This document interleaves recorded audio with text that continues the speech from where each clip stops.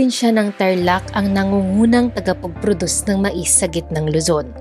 Dahil dito, sa bayan ng Kamling Tarlac matatagpuan ang isang samahang kooperatiba na nagsisilbing inspirasyon hindi lamang sa kanilang komunidad kundi pati na rin sa buong lalawigan.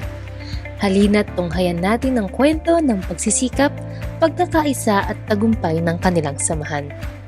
Ako po si Hilaria Hamandre, ang treasurer ng Pindangan 2nd Primary Multipurpose Cooperative na matatagpuan sa bayan ng Kamling Tarlac.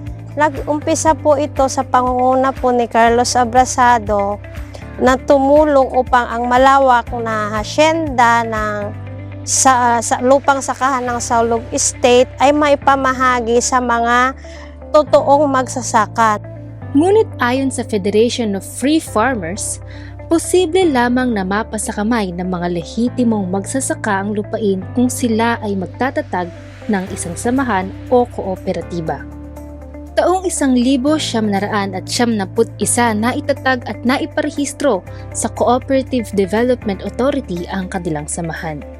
Yung inaasam po nila ngayon na mapasa kanila ang kanilang lupang sinasaka, nagkaroon naman po ito ng katuparan dahil noong 1994, naipamahagi na ang titulo sa mga lehitimong magsasaka ng Saulog Estate sa pamamagitan po ng Department of Agrarian Reform. Sa kasalukuyan ay merong 147 na aktibong miyembro ang kooperatiba at may lawak na 336 na hektarya ang lupang sakahan. Sa lawak ng kanilang lupang sakahan, ang pangunahing tanim dito ay mais, palay at sibuyas. Isa talaga sa major crops ni Pindangan is yung palay at corn. Iyon yung pangunahing pinagkukuhaan ng ikabubuhay ng ating mga magsasaka dito. Kaugnay rito ay nakagawa sila ng iba't ibang produkto sa pamamagitan ng mais. Marami po kaming agribusiness enterprise like trading sa yellow corn, palay trading, at saka chicha corn. Meron din po kaming manukan, nagbibenta rin kami ng itlog. Bukod sa mga produktong ito ay isa rin sila sa mga merchant ng fertilizer discount voucher ng Kagawaran ng Pagsasaka. May lawak na 336 na hektarya ang lupang sakan ng mais ng kooperatiba. At ito ay umaani ng 9 hanggang 10 metric tons bawat hektarya. Marami po kaming naibebenta sa merkado, around 500 to 1,000 metric tons ng yellow corn. Sa dami ng naibebenta nila sa merkado ay hindi na nakapagtataka na umaabot sila sa buong lalawigan ng Tarlac para maibenta ang kanilang mga ani. Si Pilmico po naman, isa silang kumilala sa aming kooperatiba bilang kami ay nagsusuporta ng yellow corn sa kanila. Ngayon, noong 2019, binigyan nila kami ng manukan para mag-alaga kami para pandagdag puhunan. At hindi lang kay Pilmico, marami pang iba like GR8, Yonghop, Brookside, at saka BMAG.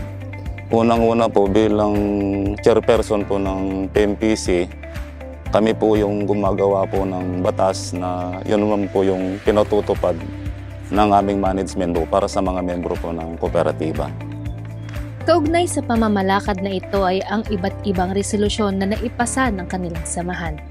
Gawa po kami ng resolution para makapag-request po kami ng buto ng mais.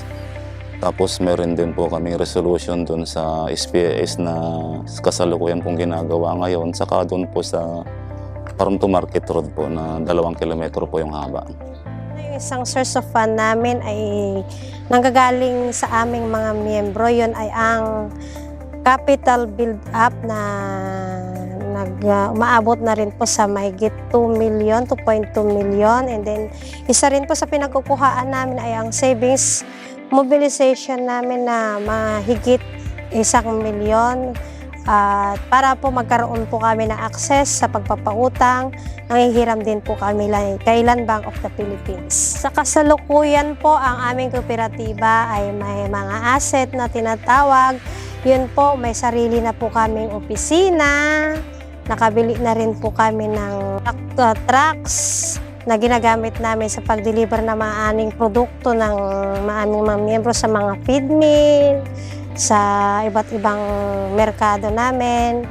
And then, ayun, unti-unti na rin po kami nakapagpundar ng sarili naming lupain na sa kasalukuyan, yun po kinatatayuan ng aming opisina, ng aming Chicha Corn Building.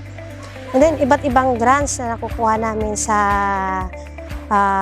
ahensya ng ating gobyerno tulad ni DA, ng DAR, andyan po yung traktora, yung harvester, yung SPIS, at na may kabuuan na po siguro kaming asset sa ngayon, umaabot na rin kami sa 45 million.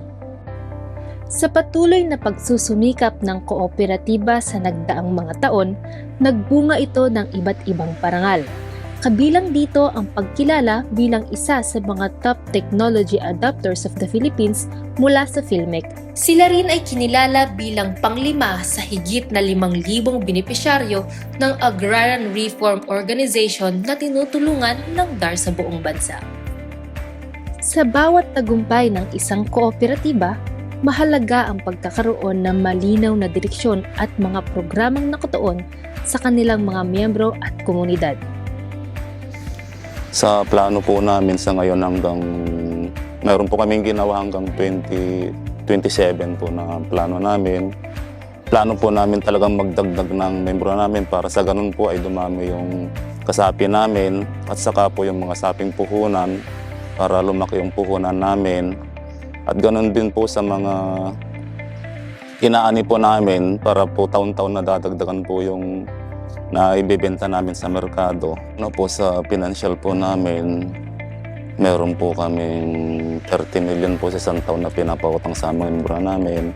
Doon po rin nanggagaling yung mga ginagamit po namin do sa pag-trading po namin, sa pagbibenta po namin ng inputs. At bilang isang leader po ng kooperatiba, meron po kaming twice a month na meeting po ng mga board of director.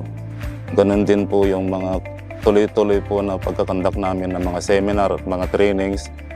Pinaplano rin nilang sumailalim sa pagsasanay ng good agricultural practices at bumuo ng model farm na magpapatupad nito para sa pananim na mais. Habang patuloy na pinapalakas ng kooperatiba ang pamamahala nito, hindi rin nito nakakalimutan ang mga benepisyo para sa mga miyembro. Ilan lamang sa mga programang nagbibigay suporta sa mga miyembro nito ay ang pagbibigay ng mga tulong tulad na lamang ng scholarship, burial assistant, medical at sa panahon ng kalamidad. Ang nilang gawin, sa una po talaga bilang mag-uumpisang kooperatiba kasi doon naman tayo nag-umpisa, nagsimula lahat, tiyaga lang. Yung andyan yung sakripisyo ng mga leader, hindi lang ng mga leader kundi pati na rin ng mga miyembro natin.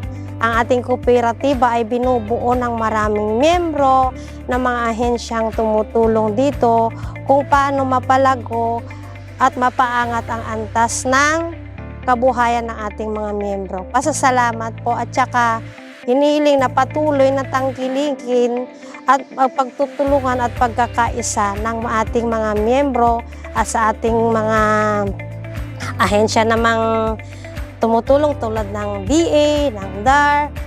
Sana hindi po kayo magsawang tulungan kami at laging gabayan para mas lalo po naming mapaunlad ang aming kooperatiba. Ang lahat ng ito ay bahagi ng kanilang mas malaking layunin, ang mapabuti ang buhay ng bawat miyembro at mag-iwan ng magandang epekto sa kanilang komunidad. Sama-sama nilang ipagpapatuloy ang pag-abot sa mas maliwanag na kinabukasan.